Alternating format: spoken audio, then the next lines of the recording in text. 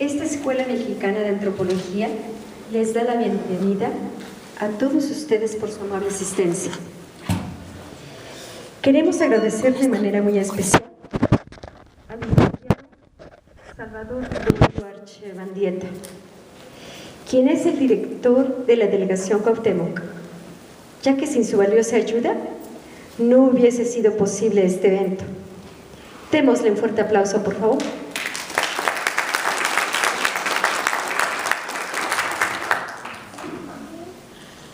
Estamos hoy reunidos para escuchar en voz y presencia de nuestro instructor, arquitecto Antonio Gómez Acosta, quien nos va a deleitar con la conferencia titulada Quetzalcóatl. Démosle un fuerte aplauso, por favor.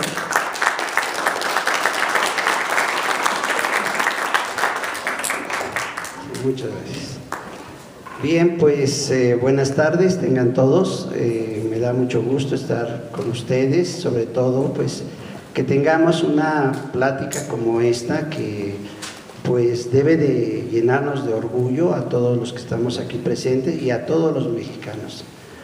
La idea de estas pláticas que vamos a empezar a dar, no solamente en esta delegación, vamos a tratar de penetrar en otras delegaciones, invitando a todo el pueblo mexicano para que se empiece a unir a una realidad personal.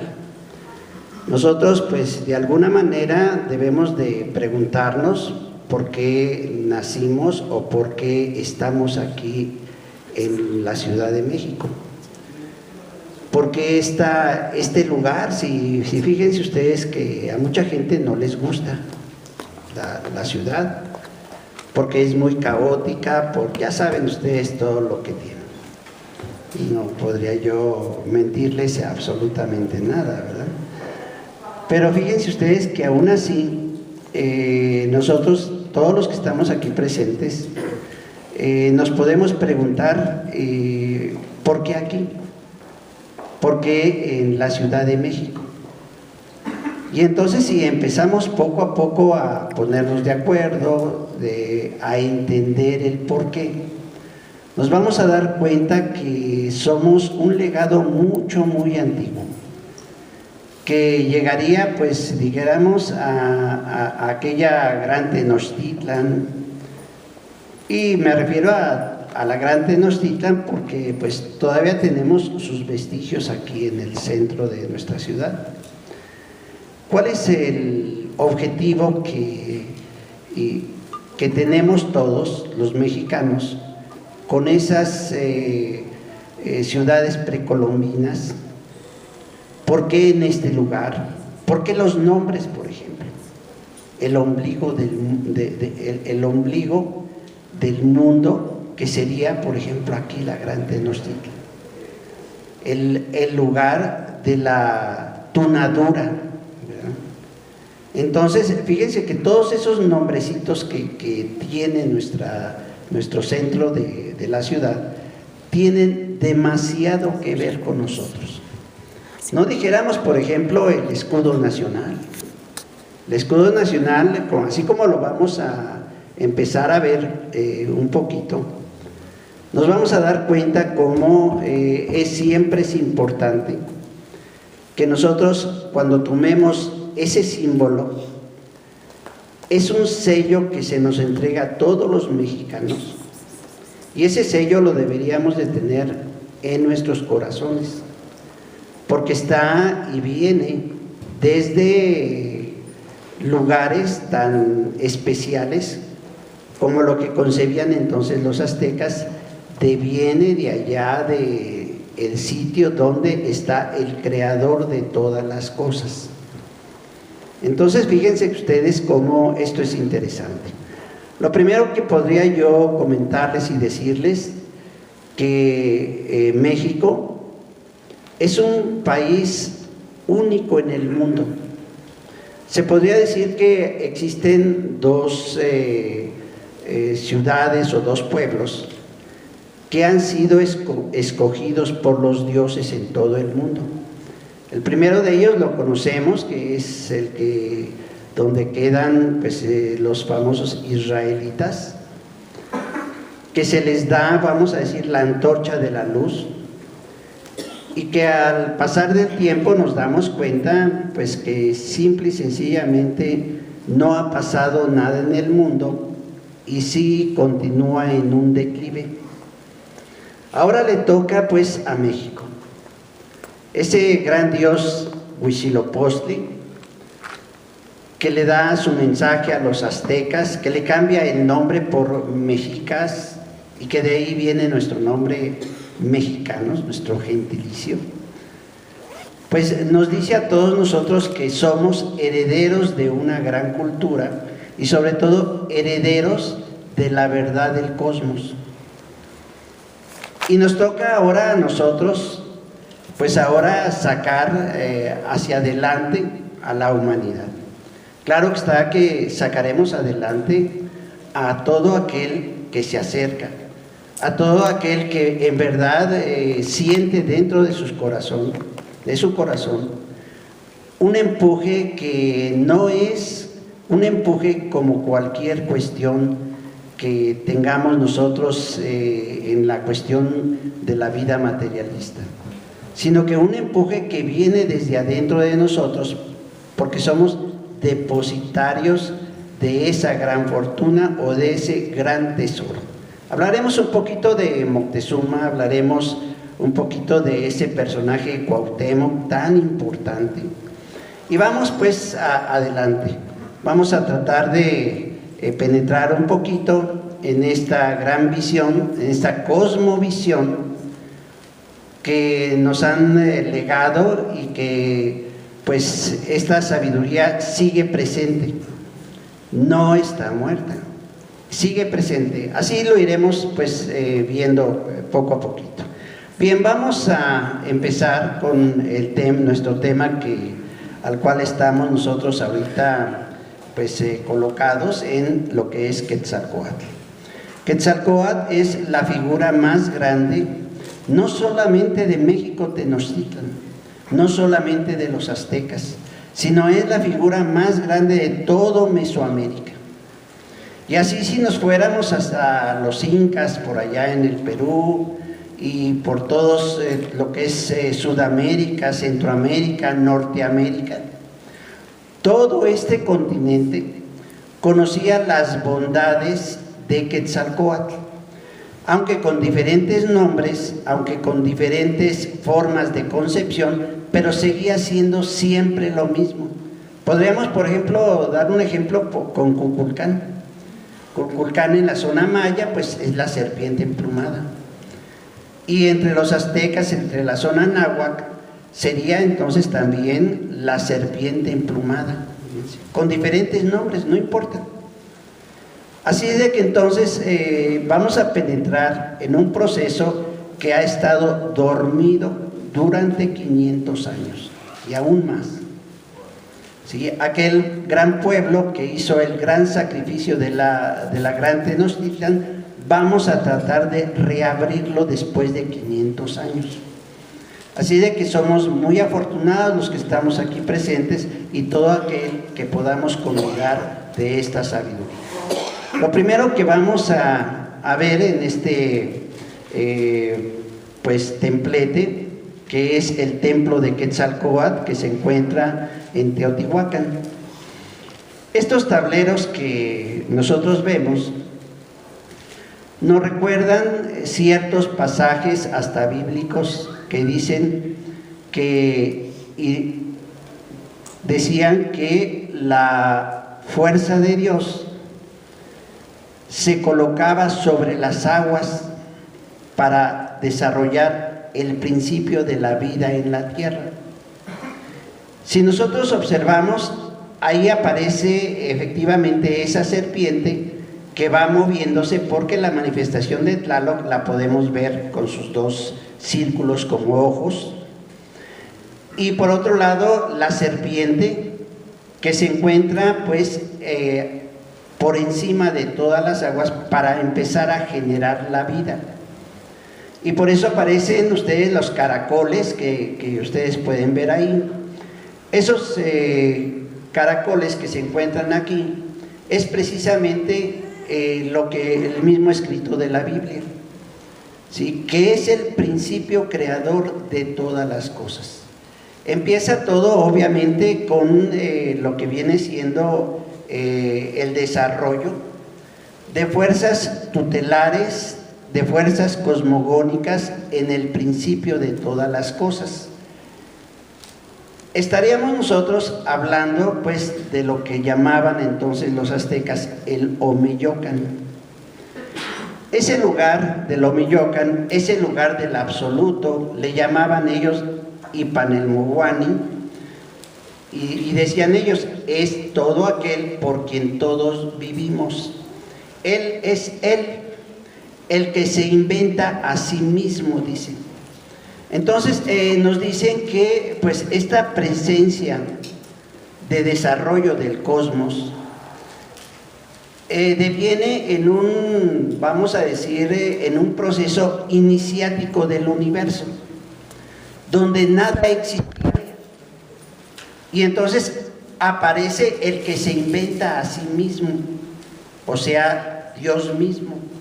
Fíjense ustedes que en las teorías que nosotros tenemos, científicas actuales, todo el mundo habla de muchas teorías, existen como 10 teorías, ninguna de ellas se puede aceptar, solamente son teorías.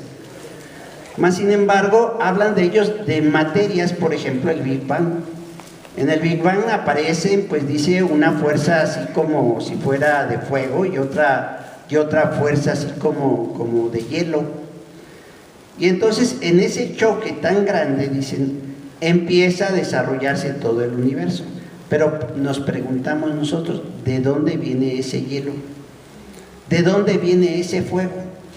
Fíjense ustedes cómo entonces los antiguos hablaban entonces de este Ipanelmohuani, ¿sí? El que se inventa a sí mismo. O sea, él es el creador de sí mismo. Donde antes nada había, él existe. Él existe y también no es nada. Entonces, el privilegio de nosotros de saber eso es muy importante. El Omeyocan, entonces, es el lugar que existe y no existe, pero de ahí se tiene la capacidad de desarrollarse él mismo, porque él es, como decían los antiguos, Ometeotl. Ome, que quiere decir dos, y Teotl, Dios. Quiere decir que él es dos personajes en uno mismo. Y si nosotros observamos lo que viene siendo todo lo que es el reino de la creación, nos damos cuenta que todo se procesa por dos: positivo, negativo, hombre, mujer, día, noche, todo es así. ¿De qué estamos hablando? Estamos hablando de leyes. Así es, entonces, este personaje tiene la capacidad de ser andrógino, que puede desarrollar vida por sí mismo, a voluntad de sí mismo. Fíjense ustedes, por ejemplo, nosotros como seres humanos tenemos un cuerpo que no puede desarrollar eso. Necesitamos de la cooperación masculina o femenina. Pero entonces él sí puede crear a voluntad. ¿Y cómo crea? Con el verbo. Así de que entonces los antiguos reconocían el principio de todo como Ejecat. ¿Quién es Ejecat? Se reconoce a Ejecat como el mismo principio de Quetzalcóatl, que los dos trabajan precisamente unidos para desarrollar vida. Ejecat es el nombre de lo que es el viento. Por eso cuando ustedes ven a Quetzalcóatl, trae aquí entonces su medallón, que es como si fuera un caracol cortado. Ese es el medallón de Quetzalcóatl. Porque si uno toca aquel vestigio marino, sabemos nosotros cómo suena, ¿verdad? Ese es el símbolo del verbo. Así de que en principio era el verbo, y el verbo estaba con Dios, y todas las cosas que fueron hechas fueron hechas por Él. ¿Sí? Entonces ustedes observen cómo capturamos totalmente, y eso es, perdón que digamos así las cosas, ¿no? Pero cuando vienen aquellos franciscanos, aquellos frailes aquí a México, Sagún y todos ellos, pues se quedan con el ojo cuadrado, ¿no? Porque aquellos antiguos mexicas pues les hablaban exactamente igual como lo tienen en la Biblia. Entonces decían, ¿cómo? Y entonces empiezan ellos a elocubrar y empezar a decir, no, es que seguramente que vino aquí un santo para acá, venido de nosotros. Y empiezan así, pero no es así, porque Quetzalcóatl es la representación de la creación en este universo, empezando por el principio muy bien entendido por nosotros. Creo que esta plática reside en que todos los que estamos aquí presentes comprendamos que todo deviene de dos fuerzas. Es muy importante esto, por lo que vamos a comentar. Bueno, de una vez. Veamos nosotros cómo pues, las damas empiezan y los comerciales en la televisión. Porque, ¿cómo quieres tu hijo? Pues lo quiero rubio, lo quiero alto, y entonces empiezan a buscar el esperma que puede conducir a inocularlo en el vientre materno de la persona. Entonces fíjense ustedes cómo solitos estamos rompiendo completamente una cadena que viene desde el principio.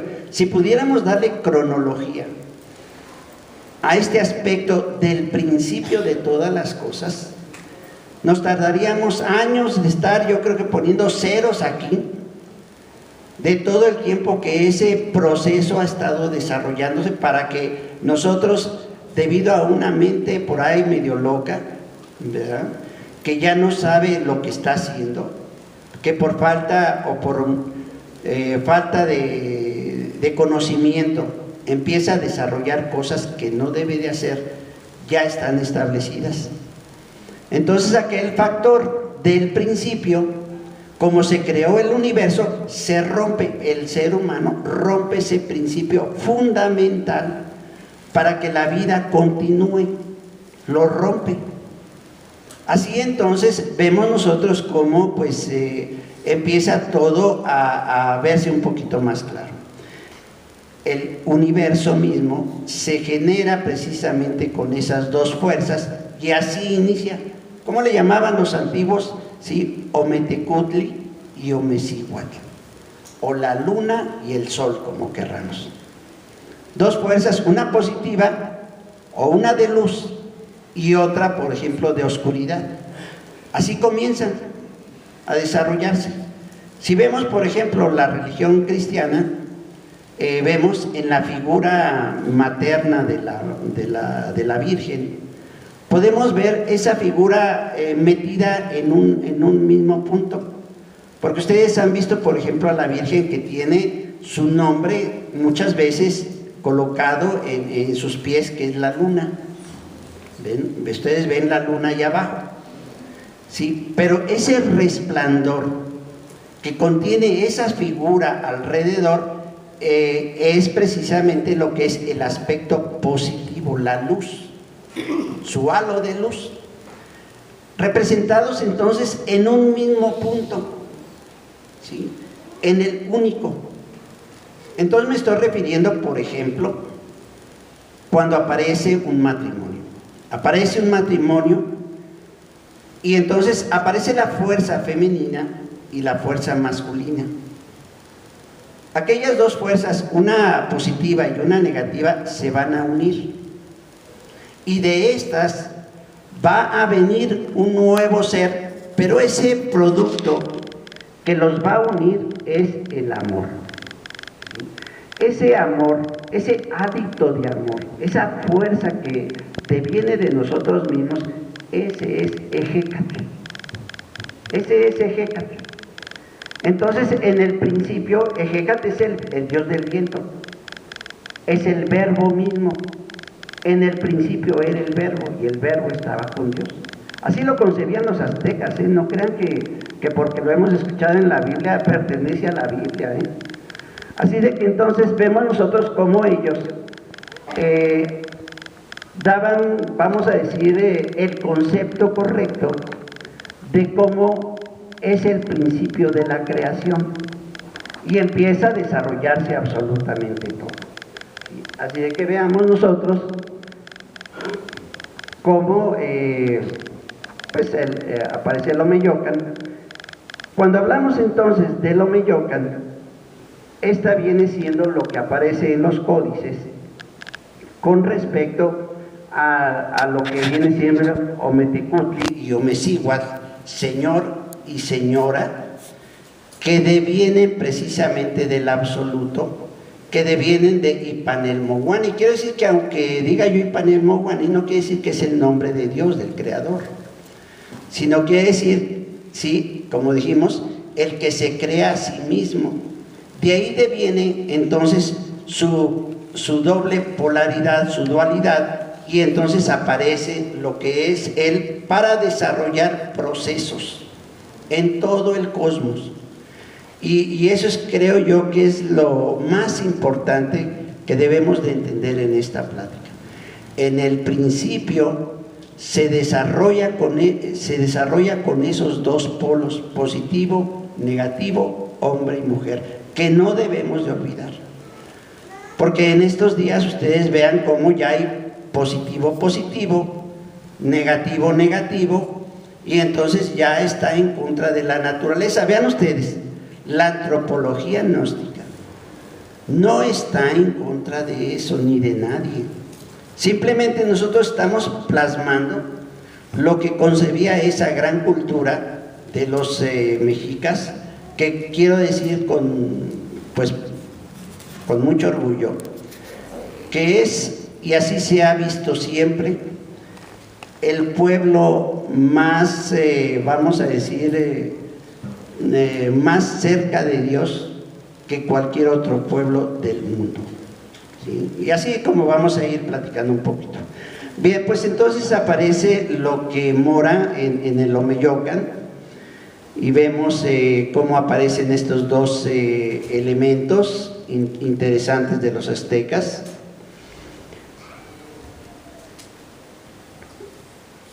Viene siendo obviamente los mismos personajes. Nos damos cuenta cómo ahí aparece precisamente como lo que es Ejecat. Aquí aparece como si fuera el pico, como de ave, porque vuela, ¿verdad? Porque es algo que no pertenece a la tierra, ¿sí?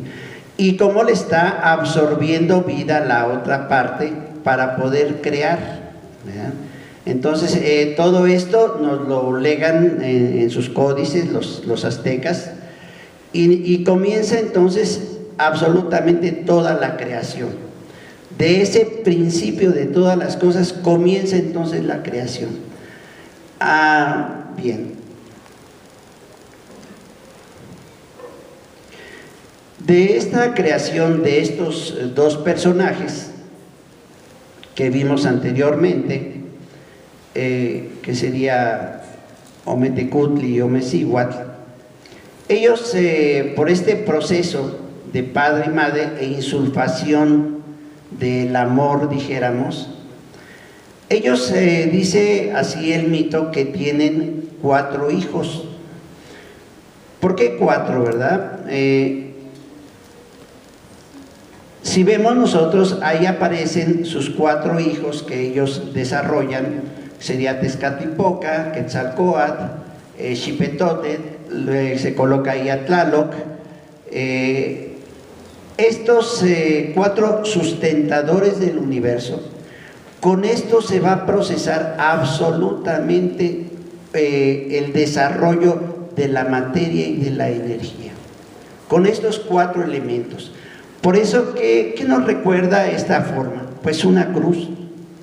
Y de ahí vemos nosotros que la cruz era un símbolo divinal.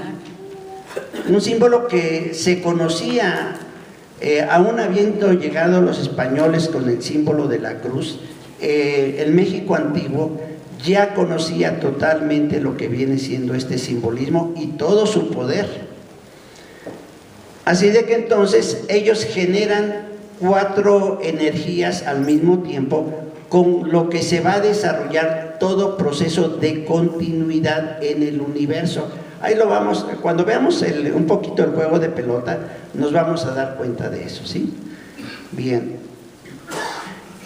Como vemos nosotros, pues aquellos pueblos antiguos, lo que se burla mucho la ciencia actual y toda persona que nos pensamos cultos, vemos cómo los antiguos aztecas reconocían a muchos dioses, ¿sí? Ahí se encuentran entonces Tlaloc, Hécat, Tonatiuh, Mictlantecutli, todos esos personajes.